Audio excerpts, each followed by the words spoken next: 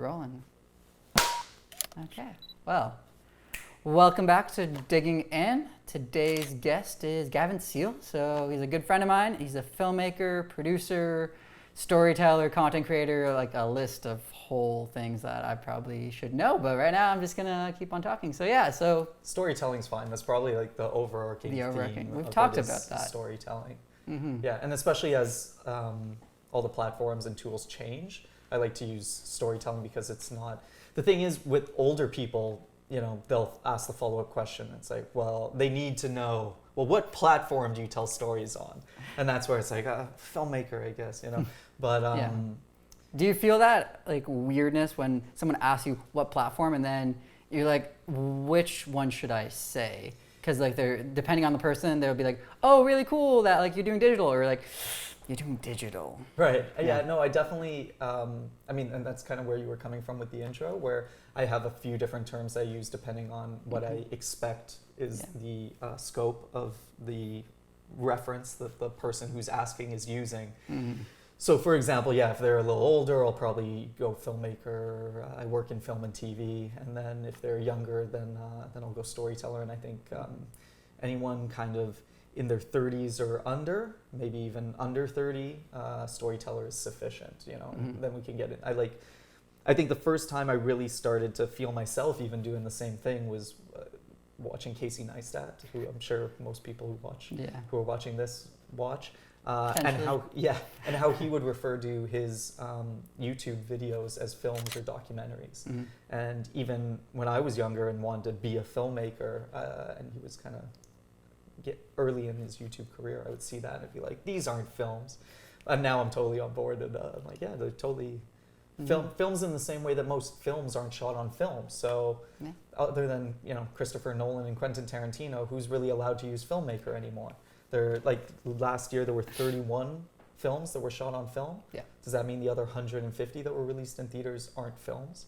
So that term's already been kind of bastardized, but there's this elitist sense that if it screens on a big screen that it's a film. Anyway, so it's all bullshit. I love that we're just steering straight, like, oh yeah, just all bullshit already. But yeah, anyways, you brought wine, so I'm gonna break open this, and then we shall do what we usually do, which is order Domino's. So this is the first time I'm not cooking for a guest at all. Like, I feel like this season, because I had Guy last episode and we cooked together, which was groundbreaking. And now we're not even doing any cooking. I feel like this. What season are you in? Season 2. Season 2, okay, because it is season 3 usually that people get lazy. Yeah, no, I guess I got there earlier. Don't let that happen. No, well, what is being lazy, really? I think where I'm coming from is season 3 is when the writers kind of have stopped. They didn't plan on probably having. They didn't think they'd make it that far, right? Yeah. Like, yes, they had season 1 ready to go in the Bible. Yeah. Like everything. You know everything before you even shot it. Like you know exactly where it's going. Yeah. Season 2, you probably had a couple of ideas. Yeah, hopes and dreams, and 3, like you had a potential arc. But it's like, and then you also, I feel like at season 3, you know the format too. So it's like you've got the format, which is a bit of a crutch, and then you got to come up with this new place to take the characters, and it's So season 3 usually can get rocky, I think, and then season 4 is when it's like they've jumped the shark usually. Like, are there any shows you think that have managed that transition well? The Wire is the first one that comes to mind. The Wire, where. Like, I got into The Wire, I guess, late in the game. I think the series had already wrapped up, and I watched the first season, and I was like, okay, this is a good show, but I still don't get it. I don't really get how it became so substantial and why everyone said this is a historical thing. And it wasn't until I started watching season 2. Have you seen The Wire? I have not seen The Wire yet. Okay, so you got to get on The Wire. I know. I literally had a conversation. I overheard a conversation where like everyone was referencing The Wire. I was like, I'm just gonna back away slowly. You got to get on that. I know. Because season 1 is cops and robbers.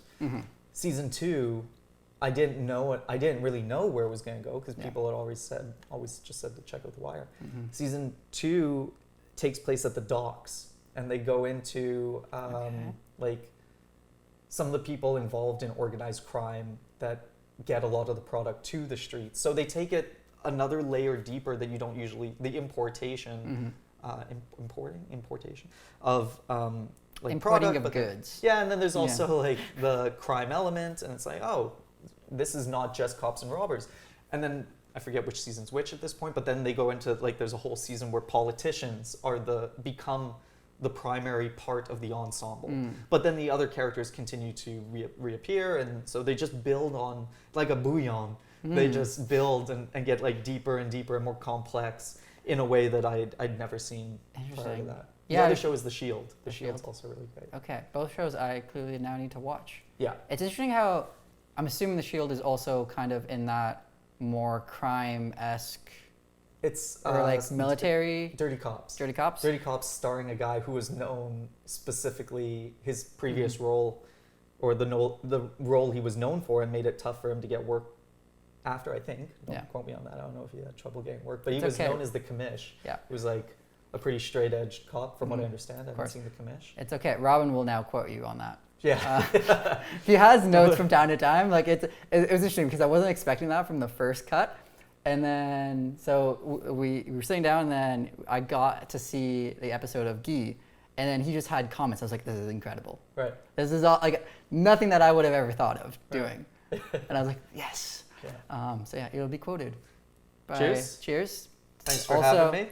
Anytime. This was a long time coming. This is Hot Ones, right? This is Hot Ones. How did you know? It's actually, I just like pull off a mask. You're like, oh my God. Sean! Yeah. This is where, like, sadly, I've heard so much of Hot Ones. I don't think I've actually sat down and watched a full episode. It's great. It's great. And I mean, the host, Sean Evans, is really great. Yeah. But the genius of using spicy food to disarm the guests in a way that leads to very honest conversation is really brilliant. I know, because the press junket circuit is horrible. Yeah. But yeah, anyways, Domino's. So I think I will let you do the honors of explaining what happens in our Domino's orders. If you are okay with that. Yeah, sure. This is my camera? This is your camera. All right, so we've been hosting, so we met at WeWork, a collaborative workspace where we both share space. And a while back we started on Thursday nights hosting with some other colleagues and friends. We now call it game night, but it was just a hangout. It was everyone was welcome from all different industries, and that's what's great about those collaborative workspaces that make it so creative. And people who are fashion designers, web developers, web designers, filmmakers, YouTubers, a whole bunch of people would come through. Now we play games, but generally we hang out and we eat and we drink, and there's a bit of a potluck element. And somewhere along the line, we started ordering Domino's. I'm sure we just ordered Domino's once. And we ended up, there was a deal. It was like 3 pizzas, 3 toppings for a reasonable price. And we decided... Too good of a price. Yeah, too good of a price. And I think there were 3 of us that night, I assume. There were 3 of us that were going to eat. Yes. There were 4 of us there, but 3 of us were going to eat. Right. So we each took it upon ourselves to build our own pizza for this coupon. And now it's become a bit of a creative exercise in trying different crusts and different sauces and different toppings, and trying not to use the toppings that the other people have used, or so it's a bit of a design challenge that we've integrated into this soiree. Yeah, I love how immediately your mind is like, we've designed this into a creative challenge. Yeah. It's like we can't get away from being creative. Right. It's like even in our food, when we're supposed to just be relaxing, we've now integrated this layer of like creativity. Right. I don't know. Yeah, I mean, I dig it. I don't have a problem with it. This is something, I'm going to mention this, like the evolution of what's been going on here. Because this is, I think, also why I kind of waited to have you on. Because I think originally, because we had met, and then like you've been working in the industry for 10 years. Correct, 10 years? I think it's 10 years to the year, yeah. I think this is my 10-year anniversary. So clearly my memory is either really good or I just got really lucky because it rounded off at a nice number. Well, 2008 Olympics was my first job in the industry. And that I think I started maybe just a couple months before the Olympics on Soccer Day in Canada for CBC. So it was like, I think May 2008 is the Olympics, obviously in the summer. So yeah, I think it's like 10 years almost to the day. Perfect. We actually like find out it's like today was the exact you guys day. did a deep dive on my IMDb link. How did you know? We just scrolled it all. Hell of a research team you guys got. Yeah, I know. It's a two-man operation, but it's because of that. I think I was intimidated at first, where I was like, man, I'm just gonna have like, look at this like rickety 3 DSLRs going at once, and then we've now been iterating a lot, and also we've like, since I started, we've become closer friends, and then when I was like, hey, like now wanting to do live switching and grab Robin, shout out to Robin because he's awesome and he's behind the camera right now, but I kind of wanted to almost be able to showcase where I'm like, hey, in a way, I think it's because like I've been like benchmarking myself in terms of like how, like, because you started off in like the traditional media, and like for me, it's like, it has always felt like the online space, even though it's just as important and just as viable economically now, it's like working my way up to like something where I'm like, I'm happy with this, where it feels like it's more of that traditional quality. So now we have a full setup, and at some point I'll show up behind the scenes in a different video where we literally have 3 cameras hooked up to a switcher, and Robin is now live editing because that saves all of us time. Because I remember sitting down always like after each episode, and it would take me a full day just to cut between the multicam, and it sucked. Yeah, especially when you get 2-3 hours of content to go through, and you have to do that in real time inherently. Yeah. It's days, if not a day. Yeah, I know. No, I'm really impressed with this setup. It's really cool Thank you. that this is possible. And I know. I've just gouged you into like saying, "Oh, this is great." Yeah, on camera, but yeah. It is because I think this is something that I appreciate a lot about you, and how quickly you can adapt and incorporate these new technologies, and very, very resourceful. I try. Yeah, you've now known me as the life hacker, because that was, I think, one of the things we've bonded over the most. We should order the Dominoes. I think that's... Sure, yeah. All right. Cheers. Cheers. Step 1, order placed and bake complete. I guess we kind of left off on acting a little bit. We did. And you mentioned that I used to act when I was younger, and definitely wanted to be an actor in my younger days and teenage years. And so the story behind that and how I ended up behind the camera was I had an agent who was the wrong agent, because they were a modeling / acting agency, not an acting agency. And I ended up at a conference that was more of a modeling conference than acting, but there was acting showcase, and it was in Orlando. And I showed up, and the other thing was I'm brown. So I show up, and turns out of the like 200 casting agents that are there, only 3 of them on the casting sheet represent ethnic talent, as they call it. So 197 casting agents were looking for white people. That was the wrong conference for me to travel internationally for. Your agent kind of fucked up. Yes. So the 3 agencies were, I remember seeing 20th Century Fox, and they said, we don't represent ethnic talent. So we'll put them on blast. That's fucked up. Out of the 3 that were there, the one I got a call back from was Saban Entertainment, who does Power Rangers. And at the time I was 15, and they said, you have the Power Ranger look, but you're not 18, so you can't do stunts or anything like that. So, thanks for coming in. So that's when I went home, dejected, and did commerce with a specialty in marketing in CEGEP. Here in Montreal, we have CEGEP, which is like between high school and university. Yeah. It's kind of like college. And but after explaining it. Yeah, and basically after doing commerce, I realized, well, I'm at this impasse, right? Like the next 3 to 4 years of my life are theoretically going to determine the rest of my life. So I got into John Molson School of Business in marketing, but I had also applied to Ryerson in Toronto because at the time they were the only school with HD, and I figured, well, I can tell stories on any format. I love film, but I'm not attached to it as a medium. So they're the ones that are ahead at the like it changes so quickly too. They'll go to the only school with HD, learn the same storytelling skills, and so I got into both, and so I chose Ryerson, basically because I decided that like not to sound super altruistic, but definitely there aren't many opportunities as a brown actor, so I wanted to create opportunities to create more stories where the stories of people who look like me could be told. So I decided to get behind the camera, and so that's how I ended up getting into writing and directing and producing, and, getting behind the camera too. I figured like basically there are no characters or actors that I can portray. So in terms of stories, so it's like I guess I'm gonna have to tell the stories, and and then then I'll be able to find ethnic actors to be in these stories.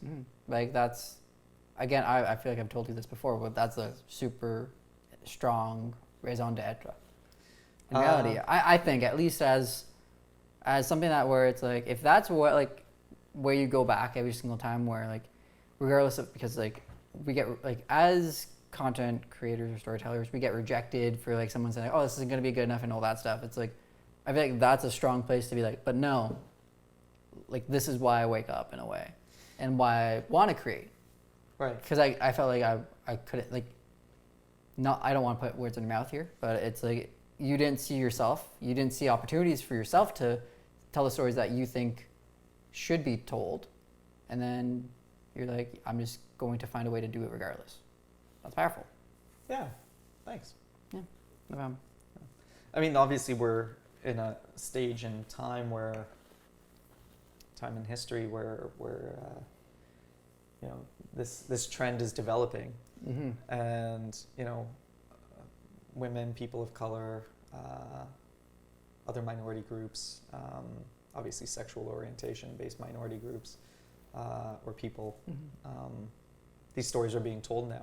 The tricky thing is, it's still, it takes there's that expression that if you expect to see change within your lifetime, you're dreaming too small, because it takes so many generations for significant change to manifest, and these drops in the bucket are difficult to even comprehend.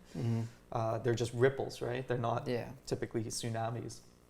And so I think the thing that's weird is right now, it's like we still have to convince white people that they can make money off telling these stories. So, or the weirder thing now, it's still Kevin Feige. And it's like, it's still convincing Kevin Feige. Not that I know what his ideology is, so I'm sorry to Kevin Feige for like using him as this example, but it's still like he has to make 18 movies to finally convince him that Black Panther has a chance. And the characters of, like, I jokingly called Guardians of the Galaxy Guardians of the White Supremacy, because the only characters that aren't white get the actors get painted in other colors. So it's like, Zoe Saldana is in it, but she's green. Or Dave Bautista is purple. So Vin Diesel is a tree.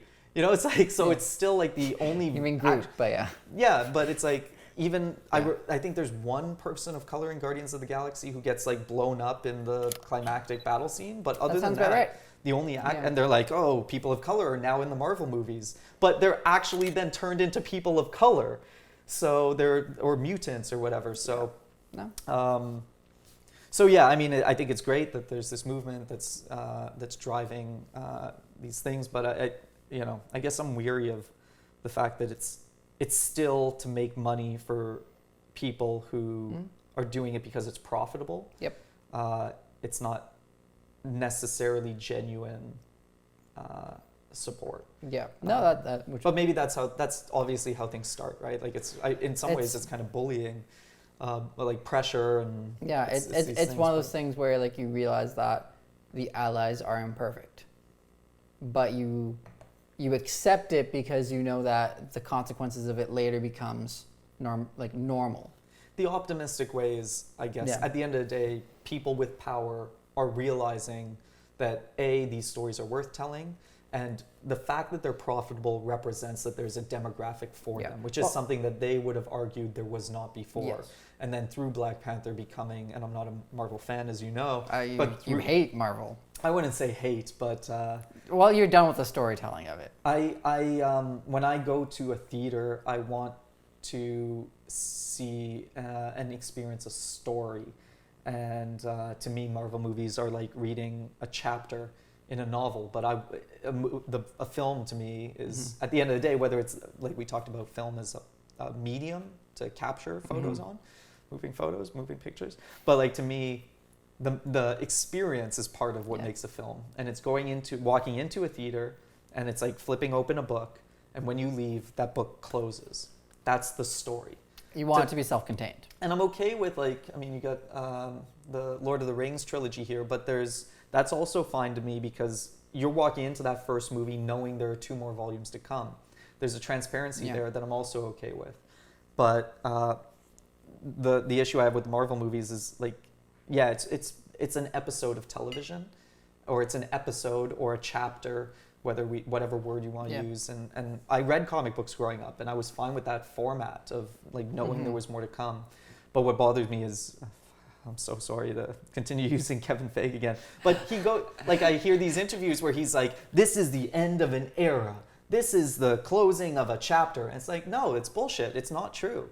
It's still a chapter, and there's still more to come. It's the end of a season, but it's still don't bullshit me, you know, like that's it. And they're still kind of bullshit. They're still playing that game as if there's going to be closure. They're still teasing closure, and there's never going to be closure. I'm done supporting this. I get it. This tease.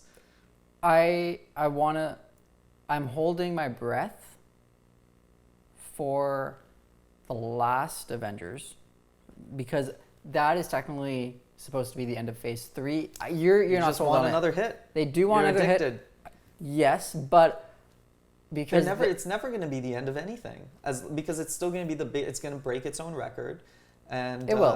It's something else is going to happen. But I want. I know you want it. That's that. I'm gonna give it the last chance because that's the end of Act 3. Because I want to see how much do they really treat this as actually just a trilogy. Because that's what I think the movies became. Was you're right that every single movie was actually just an episode in a phase.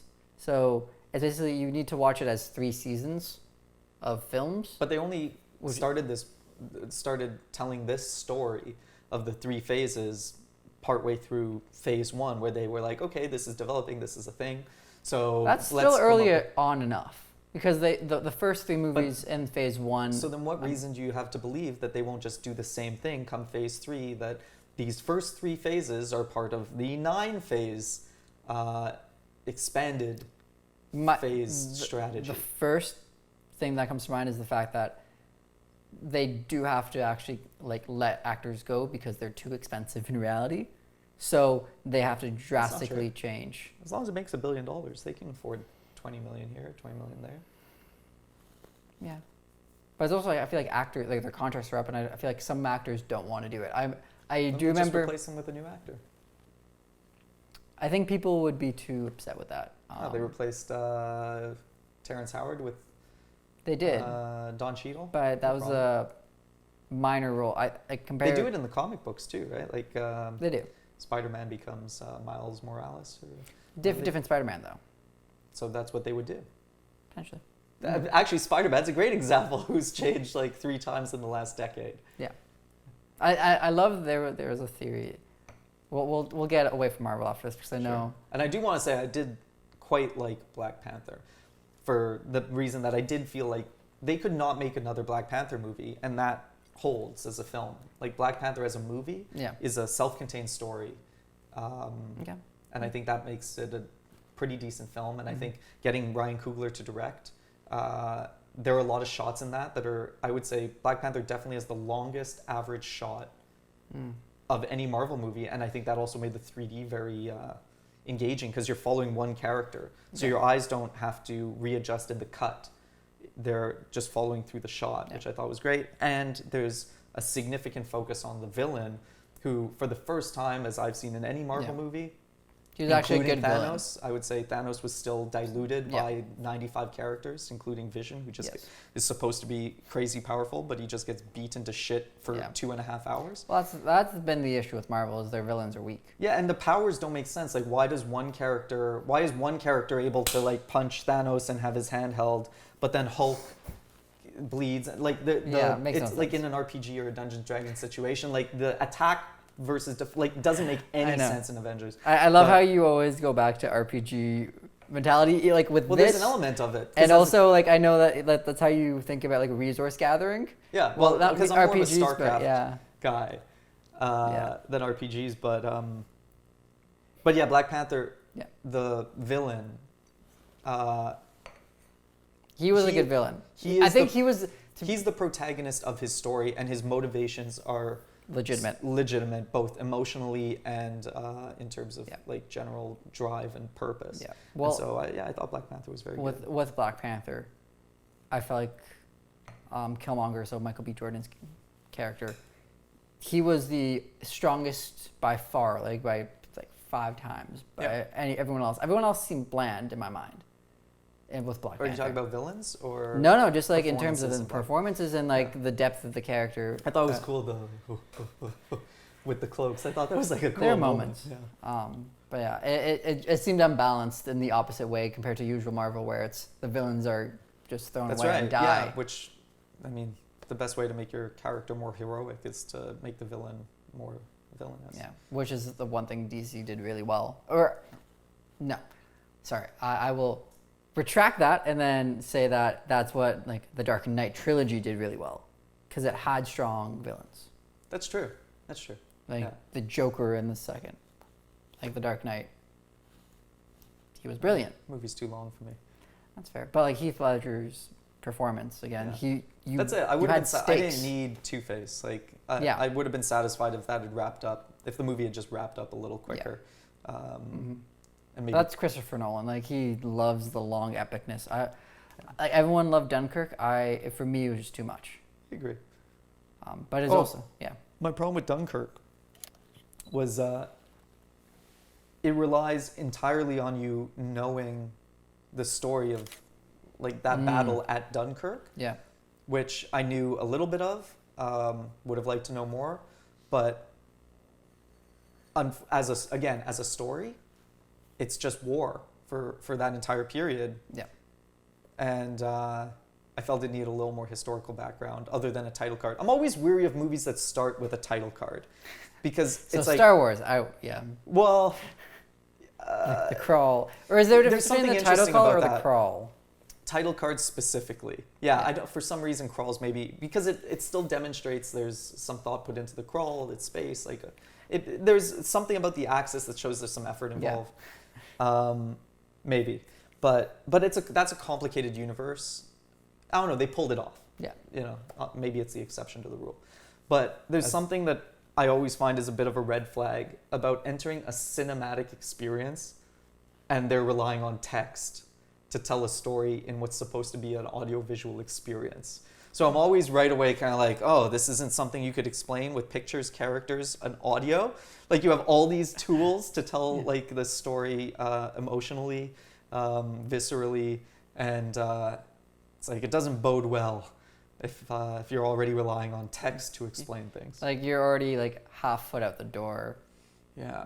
The first title card is what you're saying. I'm weary. Yeah, I'm weary of movies that start with a title card. That's understandable. Sci-fi movies tend to do this, where they'll in the year 2075, it's like sure robots have become sentient. Leave it at that. The rest of the story should be told visually. But once they start getting into the factions and the backstory, it's like if it wasn't important enough to shoot, then it probably wasn't important enough to include on the title card either. So it just shows that the filmmaker couldn't like kill their babies, so to speak. They couldn't cut it down to what needed to be in the film, and they had this world and they imagined it being picked up for 3 or 9 films. Yeah. And they're trying to cram it in to show that, like, if you just stick with us, we got so much more movies, so many more movies, so many more stories in this universe. Yeah. And it's like, just tell the one story first, and then let that be its thing. Yeah. And then if it goes well, then it's almost taking a Tolkien approach,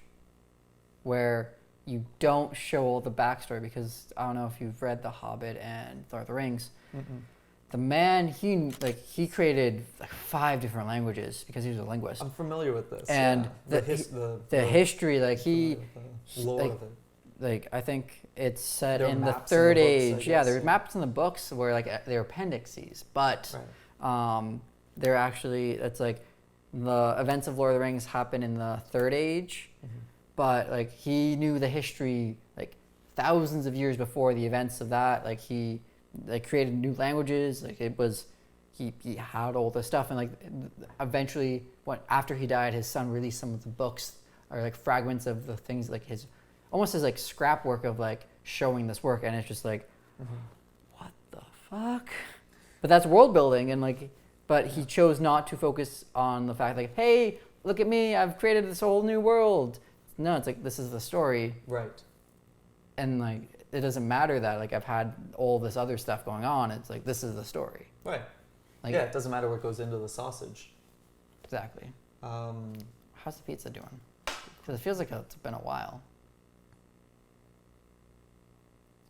It's out for delivery. Left the store at 8:05. What time is it now? Because I'm excited for this food now. Another, what is it? The new laws governing data protection? GDPR. Yeah, it's in Europe. Yeah. Every single company is sending you email about like, hey, we are now GDPR friendly, which is really sad. We're like dating the podcast now by stating this. But yeah, this was just this week basically that they released this. Okay, so I'm going to turn notifications on. I apologize for interruptions, but we get some pizzas to... Pizza's more important right now. Yeah. How for anything that you've created, how much have you thought about the world behind where like you're placing a story? I guess it would be more relevant for some of my upcoming projects, because I would say, out of my fiction work, the most recent fiction short, Case Closed, is probably the only thing that I would consider professional grade, and character does use like an old disposable camera, and at some point the mom picks up a phone that I designed the interface so that when she received the call, it could theoretically look not futuristic, but modern for a few years. You know, like I didn't, especially with a short film, like it takes years to go through the festival circuit and then hopefully get a distributor, and it doesn't move fast. So I wanted that element to hold for a few years. Yeah. And then the disposable camera was a bit, because it was a neo-noir stylistically, and the disposable camera was meant to have an element of like playful nostalgia to it. So I would say those are two elements that I did extensively kind of workshop to figure out if they worked, how they could work, and that sort of thing. That's the pizza. Perfect. Pizza. Let's expand this universe. Open that door.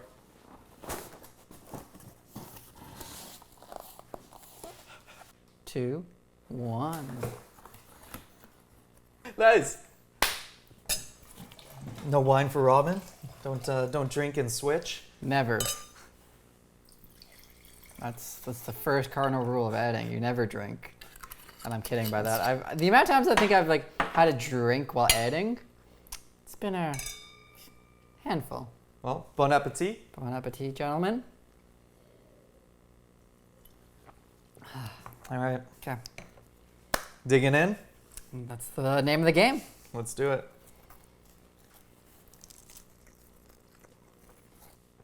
What are those videos on YouTube where people just eat things very close to the microphone? ASMR. Well, that's what it's probably like right now for people listening. This is a mixture of ASMR and mukbangs. What's the second one? Mukbangs. It's the videos where I've never seen that category on Pornhub. Well, it started off in, I think, South Korea.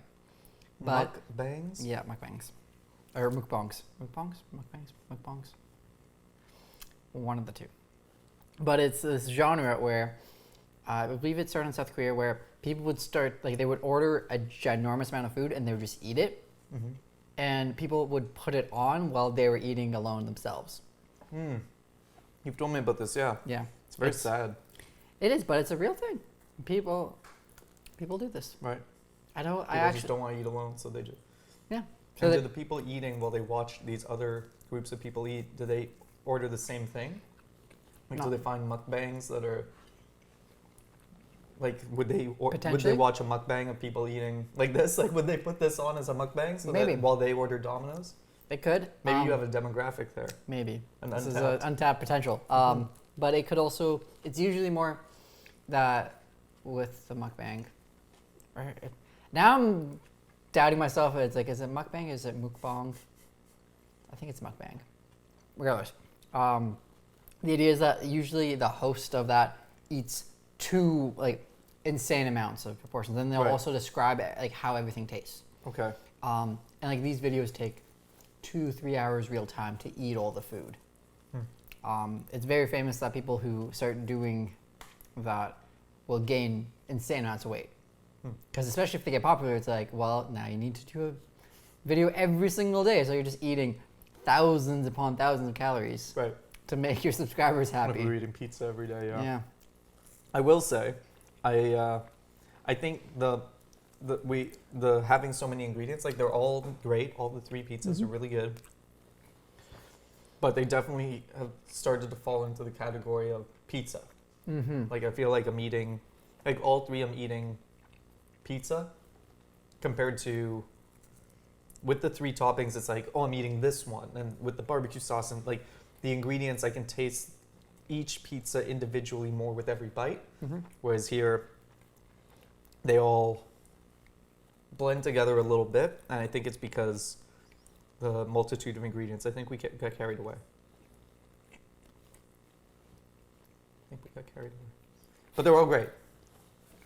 And thank you. Thank you for having me, and thank you for... No, of course. It's always my pleasure.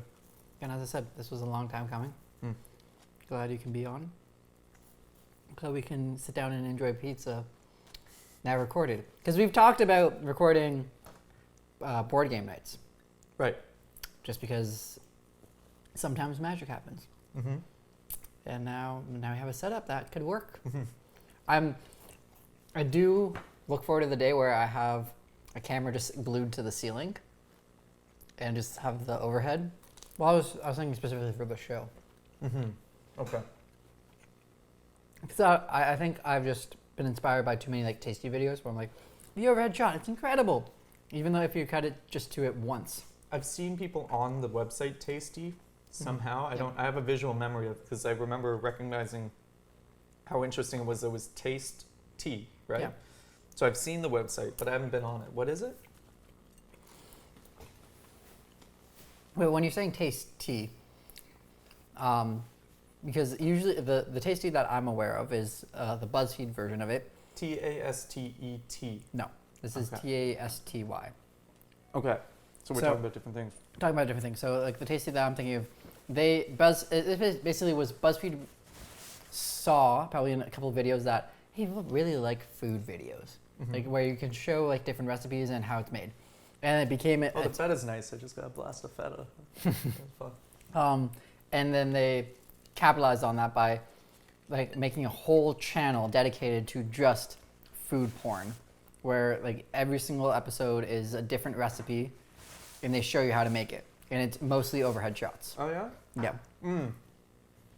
It's like that style of not hyperlapse, but that style where they just show the ingredients breaking and ending up in the bowl. Okay. They also just have an insane studio space with the rigs where they have the full kitchen so that they can make anything they need, but the camera's just above them the entire time. Perfect, yeah. Is this the least flattering food that you've eaten on this podcast? No, burritos are probably worse. but this is a close second. Okay. I remember being scolded by someone. We're like, how could you survive with yourself with giving someone burritos during a food podcast? I was like, it happened. I didn't think about it. Mm-hmm. So I become more aware. You made the burritos? I made the burritos. Cool. Again, you're breaking me down here to shattering what this podcast is about. Is the food usually made before the guest arrives? Usually, yes. Okay. That was usually the thing where usually what would happen would be that I would be cooking. The guest, like I would time it so that the guest would arrive 10 to 15 minutes before I'm done cooking, so that we can have a nice like idle chat. That way I'm still cooking and it still smells good. They know it's fresh. Yeah, and then I'd be able to have like the pre-interview interview. Okay. Yeah. Because that usually that All the I secrets revealed. I'm okay with that. I think we've realized that I try to be as open with the process at all times. I think this is the like Austin Kleon idea, like share your work and all that. Oh yeah, right. I try to be as open and transparent because I think that for most of the people that watch, they might find it interesting, seeing the process. And I'm not afraid of the people like copying what I do, because if they were the type of person that was interested in doing anything that I talk about, they would find the solution anyways. They'd probably Google it or whatever. However I figure out the solution, they'd find it the same way. And if they're not going to do that anyways, me telling them, they'll just be like, oh, cool, that's how you do it. And then go about their lives as usual. Right. So, yeah. Right, it's the idea of, yeah, we can't treat creativity too preciously, because that's how you obviously get caught up with assuming that it's better than it is, usually. Or like the idea that the well is never ending for creativity. So yeah, like you got to keep kind of what's it called, mining that well. Exactly. And it's also the people that I think that are like, oh my god, I need to keep this like a secret.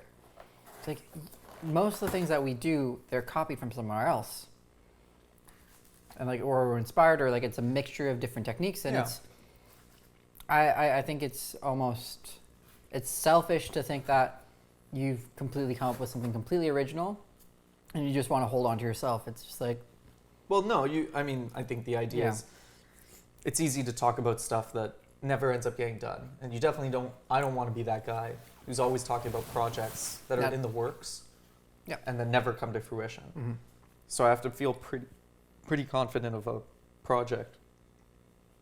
a project to openly discuss it. Which I get. I think, and this is where we do differ, where I will, even though I completely understand the discomfort of being like, hey, I'm going to do this, and then it's not discomfort. It's but yeah, sorry, go on.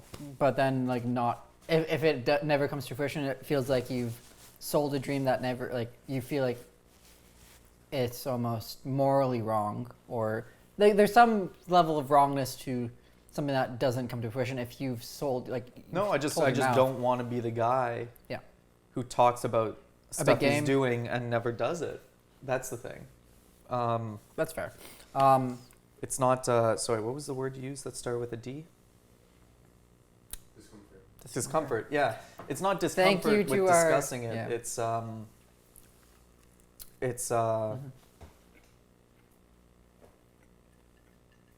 discomfort with being like, I want to be, I don't want to be known for coming up with ideas that don't. I don't want to be known for talking. I want to be known for walking. I want to be known for like, oh yeah, what movie did Gavin make this year? Not what movie is Gavin talking about making this year. Which is fair. I flip it in my mind a lot of times, where I'm like, I know I'm like, oh, I'm going to do this, and like this project, and I knowingly say this where I don't know the timeline of when it's going to happen, and maybe there's chances that like things will shift and like they will never happen, but by continuously talking about them, I find that I then am able to get opinions from other people immediately on the spot instead of like waiting to like hold something in that maybe is something that is actually should just be tossed away, and iterating it quicker just because you keep on talking about it. And then it's also a balance where it's like, oh, I've talked about doing, for example, doing a second season, like doing the podcast. I talked about doing a podcast again and having it, and then that, because I felt like I talked about it so much, it's like, oh, I need to do the action and then actually build that out. And it's a balance on that front. Yeah, of course. But it's a slippery slope. I completely understand.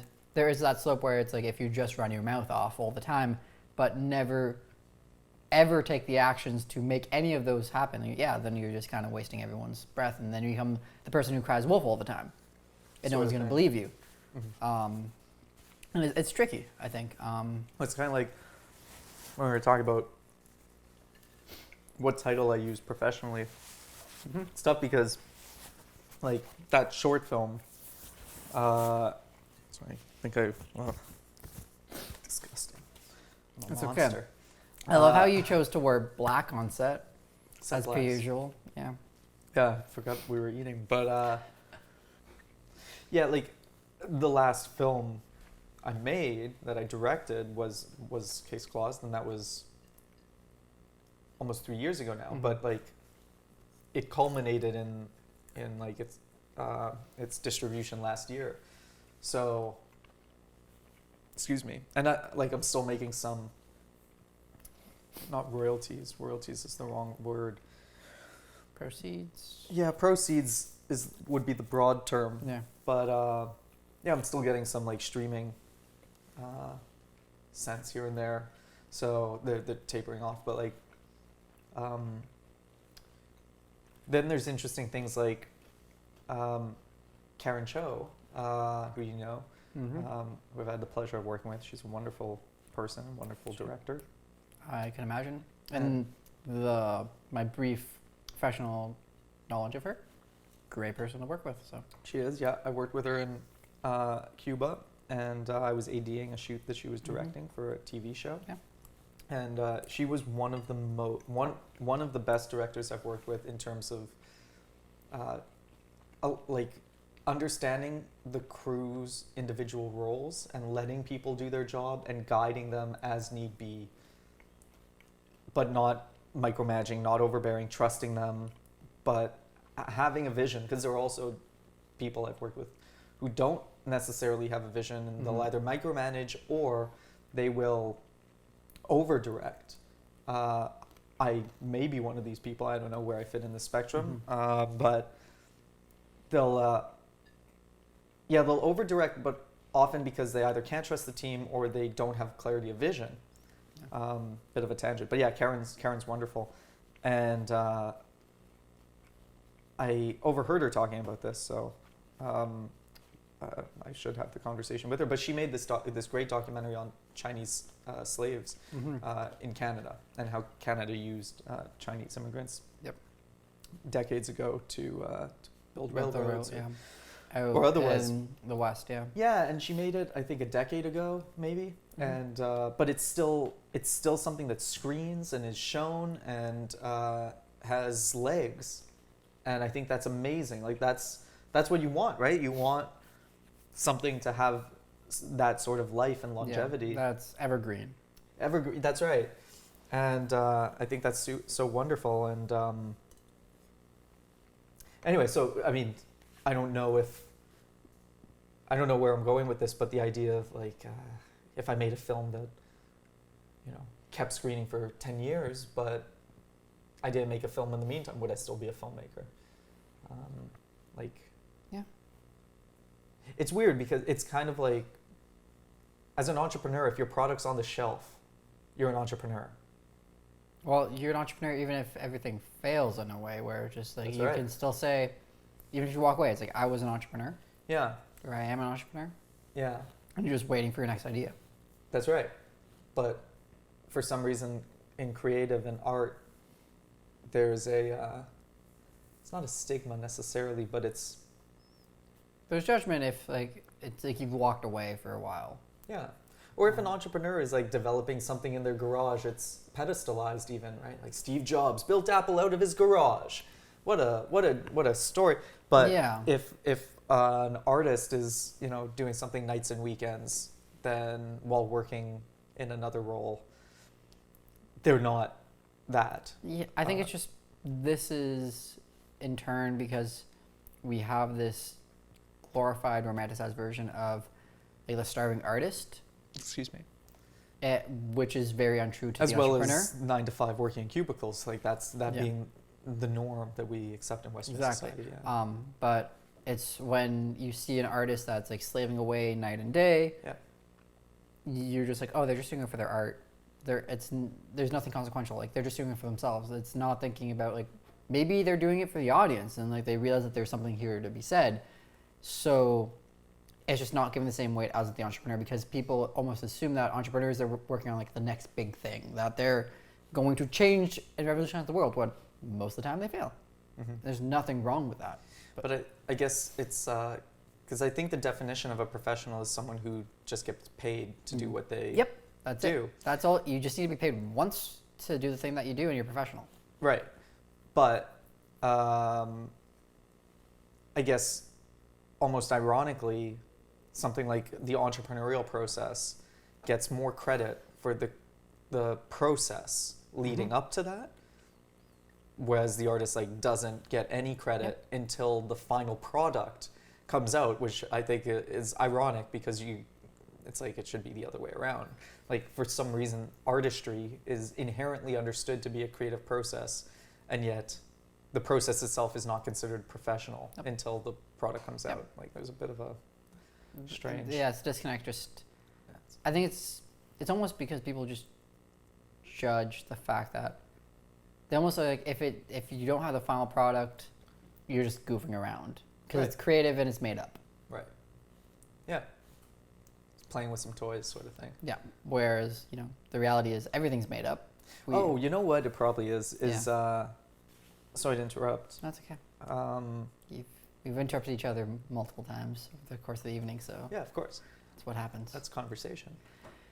Thank God. But I think it's the capitalist, it's probably the Western capitalist system. Yeah. Where it's like just the fact that there's a clear definition that person's working towards a sales goal or a product, and they use these terms, that it's considered like acceptable as part of the professional process, compared to, it's like art probably won't make any money, especially, and if it does, it'll be once the artist dies anyway. So it's not taken That's seriously also within the so capitalist untrue society. because there's so many artists that made good money while they were living. Doing commercial work or Or they had like just the Sistine Chapel, like commissions. commissions, basically. But there's nothing wrong with that model. It's.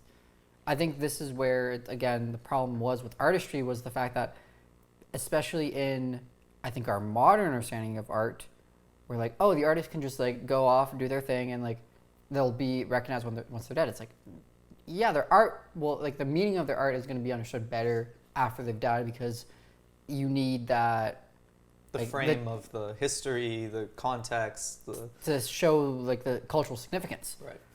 But it's completely wrong to say that like they can't make good money and like that they can't be supported by either like high commissions, like the amount of times the church or a royal back in the day would pay for art because they saw the value. Says something.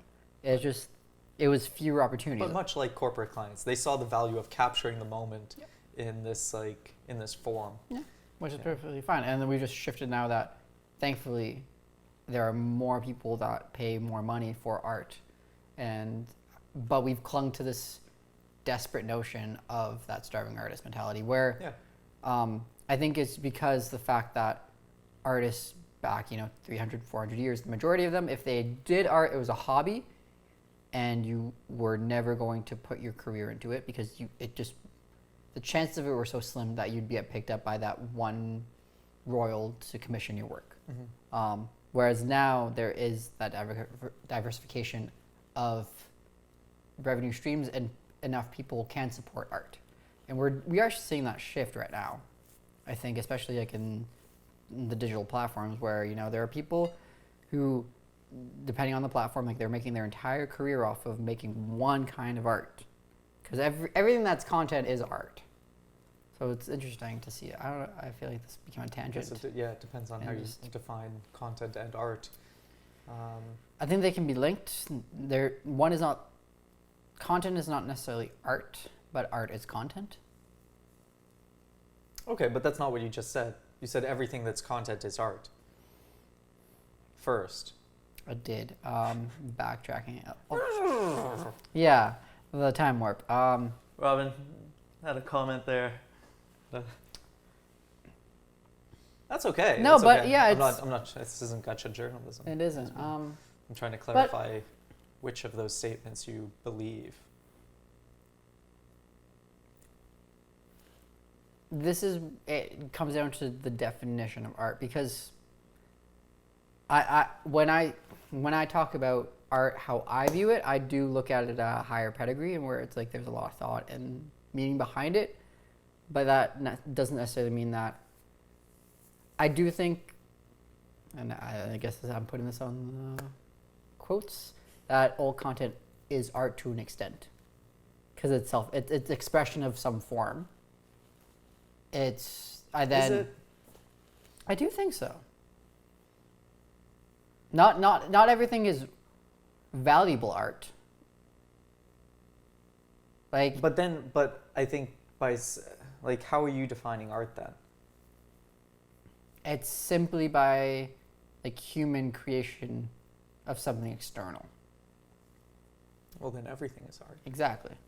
I also do think like products can be art, and are art. But which products are not art? By the definition that any human creation is art. Everything, every product is art. Yeah, I do.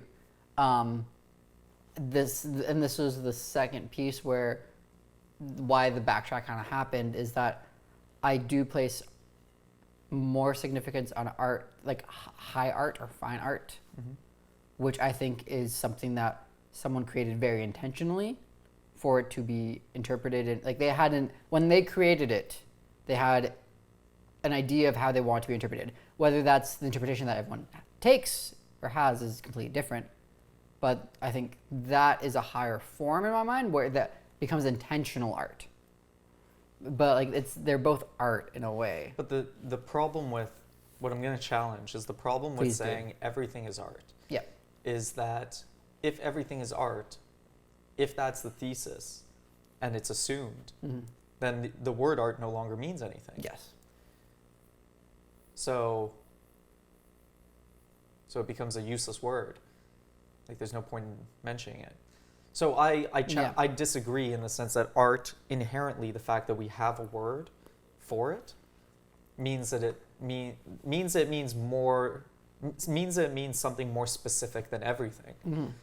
So inherently, the question is, what does it mean? Yeah. In my view. So I don't think everything is art. To me, art has to involve some sense of intentionality. Not necessarily at a specific point in the process. Like something could be unintentionally created, but then become art once created. Yeah. Due to meaning having been projected onto the symbol, or the thing as a symbol, or the use of the thing that was created unintentionally. The process could be artistic, but the product might not be artistic. And I guess there was a character in season 1 of Interrupt This Program who said art without meaning is just decoration. And his point is mainly in the word just, because art without meaning is decoration, I think we'd all agree with. But just decoration is important to me because it's the differentiation between something being pleasant strictly for aesthetic purposes and something having purpose and meaning. I guess I subscribe to that.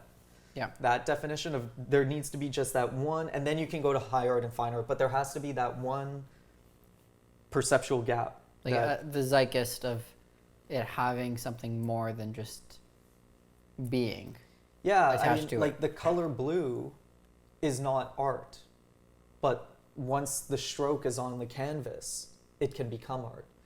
But until the intentional use of the aesthetics, like to me the creation of the color blue in the paint is an artistic process. But and there can be an art to creating the pigment and the hue, but I think the word art in the way that if we're gonna have a language so that we can share ideas more concisely, so that this conversation doesn't just happen perpetually forever. But why not? Let's just have this conversation all the time. Well, and just have no meaning and run wild. Language is, confusing and imperfect. Unfortunately, it's This is also why I love traveling. I love when you remove the semantics and the semantics of conversation. I think there's a more honest thing.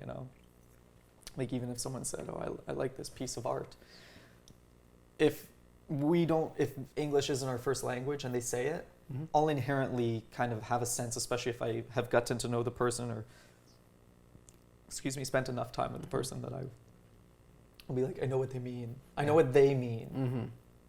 It might not be necessarily something I agree with, but I know what they mean, and I'll accept that thought. Because we don't get caught up on this bullshit. So I do enjoy this conversation in a different way, but it's well, it's semantics. one of those. It is, which I'm obviously totally into, but also I guess Well, I think it just we got trapped in this because I was almost.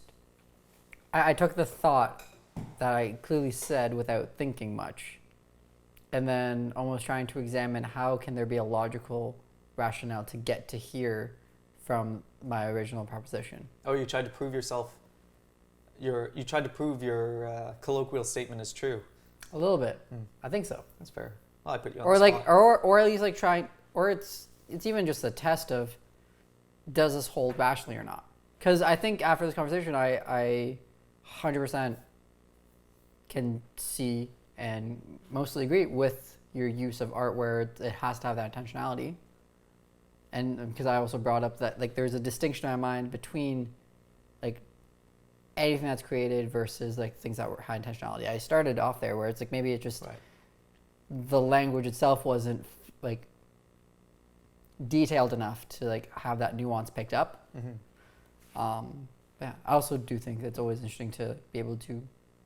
It's like a debate where the skill is being able to argue both for and against, and then at the end of the day, because you can argue either side, you actually can then start to have a position that you truly believe in because you've tried to actually look at both sides, and not just been oh, I'm just for this or I'm against this and that's it. Which I also do think, to throw this out there, just I think that's where a lot of what's been happening in the more general sphere of humanity has been broken down, where it's it seems like we never get past what you're supposed to stand for. You don't look at the other side. I'm thinking politics mostly, but it's that idea that we're almost afraid of really diving into something deeply. I think it's, again, you asked me earlier, why do I do this podcast? It's not on this podcast, but earlier, and I've been ruminating on this because the answer that I gave you was not as sufficient as I'd wanted to, where it was almost at times I'm lost and I'm trying to create something, and this is an easy way of... Doesn't seem that easy. The cameras, the lights, the switcher, this guy. I know. It seems convoluted. But no, difficult. It just seems, the reason, part of what I'm very fascinated about is being able to have this kind of moment where you've gotten past the normal just pleasantries and talk that we all have. Medium chat. Small chat's been elevated to medium chat. Exactly. Yeah. But it's being able to actually break that down and have a place where you're probably uncomfortable with the conversation, because I think that's where real one interesting ideas come and are sparked out of, and this is not the first time we've had this kind of conversation, but it's nice to be able to capture it. And it's also that you challenge your own positions all the time, because I am 100% of the mind that you need to be challenging yourself at all times, because if you're not, you then and I'm very afraid of this, is getting to a place where I'm actually flatlined and stable, because I know that the second I'm at that point, I'm just going to curl up and want to cry in a ball. Yeah. Yeah, I apologize. I've said, yeah. Yeah, I apologize if this sounds condescending. Please. But I definitely shared this mentality because I think the way you're articulating this thought is particularly from a career perspective. Potentially. Yeah. And we talked earlier in this podcast about how a year ago I never wanted to own property. And I also shared a fear of a sense of comfort and stability to some extent, and how that could potentially breed complacency. Yeah. In the last year and a half, even during this time, I held a pretty tumultuous day-to-day life, but thoroughly enjoyable and filled with adventure, with a lot of travel for work and pleasure. And it was like a strange sense of wanting to create stability in places where there was instability but didn't need to be, so that I could enjoy pursuing other ventures which inherently involve risk, and risk inherently involves instability, but having foundational elements that I didn't have to worry about. Similar to how you do, and I've been doing for the last week, the food service where they deliver the box of food and then you have the recipes and you can still cook and enjoy cooking, but you don't have to do groceries. And it's like there's an example of something that I didn't need the instability of having to find time in my schedule to do grocery shopping, to continue to both enjoy the thing I like doing, but to enjoy, but sorry, that didn't come out the right way. But so finding these types of things, and so the purchasing decision, which involved moving out of the place I had with my roommate and moving out on my own, and it just financially made more sense because I live fairly minimally. I could buy a place for less than I could rent a place. So I realized that this idea of owning property, which I had associated with stability in a way that would breed complacency, now aligns with my professional growth of additional revenue streams that you're aware of, but things like shooting stock video while traveling so that I can travel and expense the travel and create passive revenue so that I can make the films, for example, that I want to make without being as dependent on additional revenue streams or on the funders. Being able to just make films for less. And it's like, I think even that, again, the part that could come off as condescending would be that I shared that feeling when it was just like career is all that matters, and now I'm realizing that I feel like career still matters equally to me, but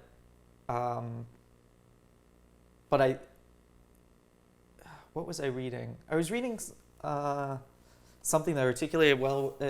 It's the idea that most of the best creativity happens when you're about to go to sleep, or walking around, or at the gym, or going for a swim. Completely doing something unrelated to being creative in a way. And when you're just in a space where you're open to the muse, to use Stephen Pressfield. It's okay. I also, the muse is like as old as time. Yes. As the Greeks, they, like when anyone would perform an epic, they would say, like, they would start it off with like, "Oh, muse, give me the voice to be able to tell this story." Right.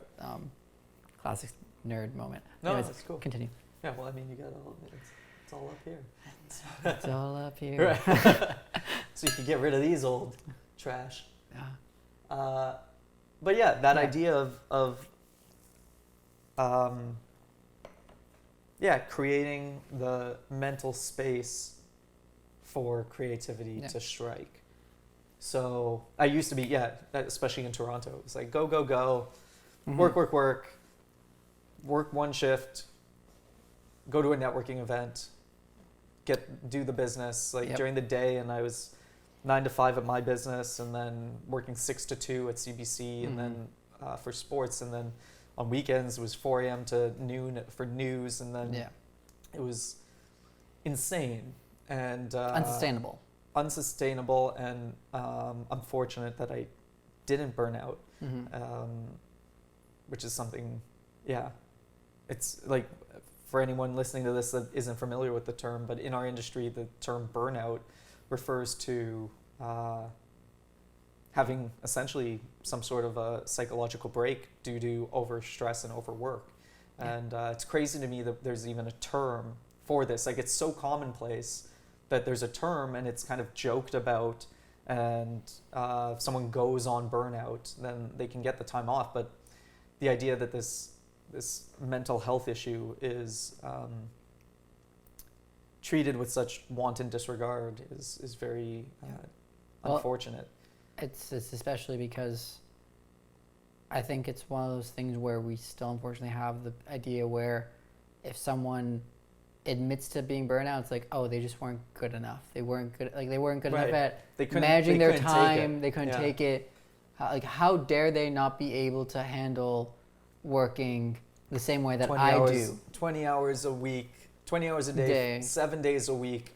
How dare they? In remote locations. Exactly. Yeah. It's like stripping the human element. Yeah. Where it's like, no, everyone has. I'm thinking of Dave Chappelle's show where it's like every bitch has their number, and it's one of those. Oh right, yeah. It's a great comedy special if anyone wants to check it out. That was the last one that Dave Chappelle did for Netflix. But it's that idea that everyone almost has the point where they break, and then it's like different people have different like limits, and then we judge them differently that they admit to breaking. It's baffling where it's like. That's with no responsibility for having pushed them too far. Yeah, where it's not taking a step back, realizing, fuck, we're doing something wrong. And this ties back to what we've both said, where it's like we both kind of put our phones away, and think we've both realized that. I know that of myself. I try to keep everything very separate. I intentionally have an office space. Because I don't work from home. Because I don't work from home either. Yeah, because if I worked from home, I'd be a workworkaholic, and I am a workaholic. This is actually another thing, because I say I don't work from home, but what I mean is I don't do client work from home. And this is often misinterpreted as though I won't work nights or weekends. Something that I am open to, within reason, but I will still either go into the office, my client's office, or I will go into my other office at WeWork, for example. But it's perceived as though, what I mean is very literally, I will not work for you in my place of residence. Because it's often a psychological break where it's like there is something. It's a space that should exist separate. That's right. Yep. And I explain this, but there's still often they just can't get over the wording. So I'll usually have to just say, I'll just go straight to the solution, propose the solution. So there are certain boundaries, whether it be technological or physical, that I create as well with these things. I felt like I was gonna have something to layer on top of that. It's okay. I think we all want to end on on the high note. Oh. Okay. Sorry. The high note's coming. Okay. Yeah. Are you going to wrap it up? Is that where you're coming from? No. Is this the final thoughts? I don't know. Maybe not. We'll see. So the other thing is that because I do have multiple clients, I also have personal projects. In the same way, there's a sense that I actually am very happy to work on my own projects anywhere. So, or there's also this funny thing where it's like, what do you do this weekend? Oh, I just had some work to do. And for for this client? And it's like, no, for my other clients or for my own projects. And so I hope that I hope that we are part of a generation that is hopefully building on, because I'm trying to articulate this not only optimistically but diplomatically. I hope that no pressure whatsoever. Well, in the sense that, okay, I'll kind of beat around the bush a little bit, because you mean you're not already doing that? Because everyone talks about Tinder being like the decline of the world, which it is not. It's just replaced the bar. Like all technology, there's fire. It appears. A lot of people get burnt while they're trying to harness it. And fire, I think, is apt with Tinder. But like the technology being even mobile or digital, whatever, and Tinder is just a part of the attempt to harness it to use the technology for something that humans were already doing, which was hooking up or having relationships. And so to blame Tinder, like it's so short-sighted to put the entire decline of a civilization on like one attempt to harness one tool within technological spectrum. Because it's also, if the tool is being used, that means that there was a need for the tool, or there was a desire for the tool. It translated something. Yeah, exactly. Which is human. Yeah, humans wanted to meet. This facilitated that. Yeah. Basically, people have lived closer and closer and closer, from like tribes across continents to within the same condoplex, and they're just looking for easier and easier ways to meet. This made it even easier than going to a bar. It's just another step. My point being, it's generational, and I think that our parents developed within this capitalist hyper productivity, but specifically for like a corporation, not even hyper productivity for society or for each other. And I think what we're talking about, these boundaries with technology as well as physical space, that's why like I'm not as concerned. I'm into Black Mirror stuff, but I feel like we're going to see more of these grow, and I think we're already seeing the mindfulness movement develop in a way that I think is part of the shift, and I think or it's just a shift that I know a lot of my friends, they're already starting to get off of social media. Yeah. So, and it's always that we never know in history how the pendulum is going to swing, but it always swings back. And that's it. Yeah. So that's our show this week. We were produced by me. We were edited and filmed by the lovely Robin. Our theme song is by Ashmeta, and our logo is by Isabel Lee. Special thanks to our guest, Gavin. It has been a complete pleasure to talk to you this evening. Yeah, this was really fun. Thank you to our sponsor, Ether Kombucha. Domino's Pizza. La Tinga Vita Bags. Anyone else, Gavin? Who else? No, I think that's fine. Revolution Red, yeah. So we will be back with a new episode shortly. So till then, have a good one.